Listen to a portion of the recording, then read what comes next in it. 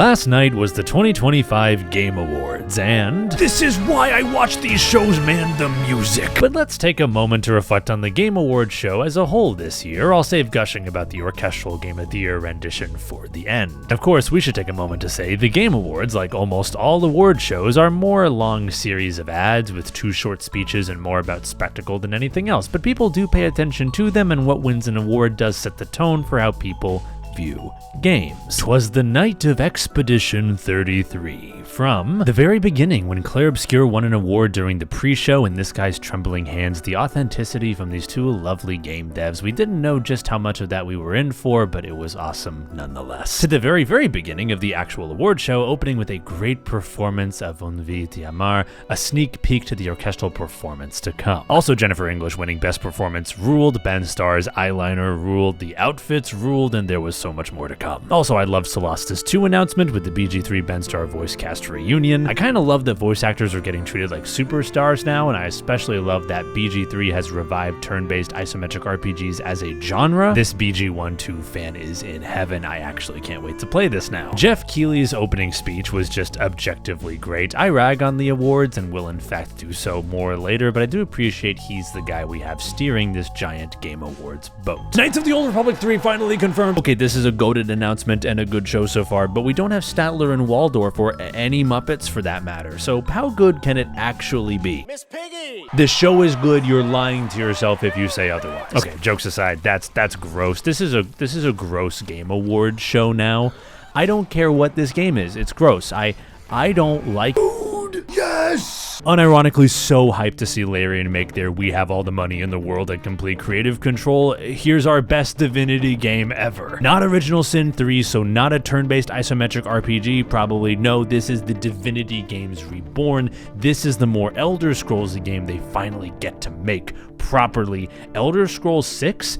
I am worried for you. Okay, what is this cool spooky game? Is this a Subnautica game?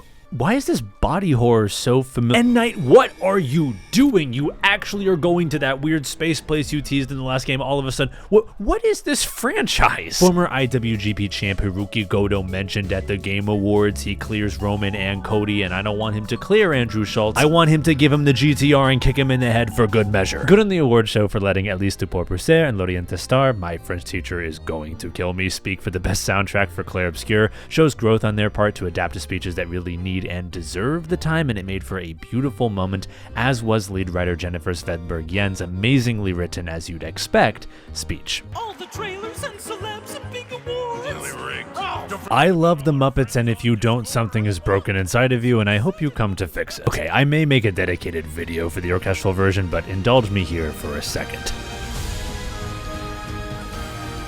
That transition from the Clair Obscur bit to the Silk Song bit, chef's kiss. Listen, the Game Awards are complicated, but what isn't is how well they celebrate games. They make it cool in this moment with this music and this much fanfare to say, man, all these games are worth your time. I look forward to this unironically every year. Sometimes it's easy to forget video games are still kind of a new medium in terms of like defining themselves, and the Game Awards, while very much an imperfect show, helps to give it some sort of identity to broader audiences, and I think that can actually be a good thing. And no matter who wins Game of the Year each year, I always look forward to the winner's speech.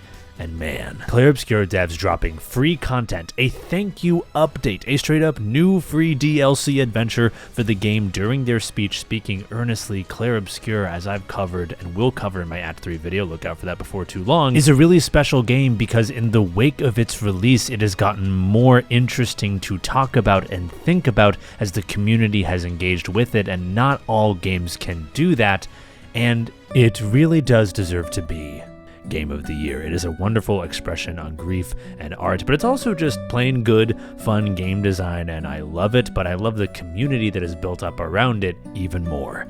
And that was encapsulated when Sandfall got up, hugged each other, director Guillaume Broche looking on, hands on his hips, smiling contentedly as the entire arena and those watching were just happy for them. A great Game of the Year, a really good award show, because sometimes we should remember to celebrate unabashedly this medium we all enjoy. For those who come after.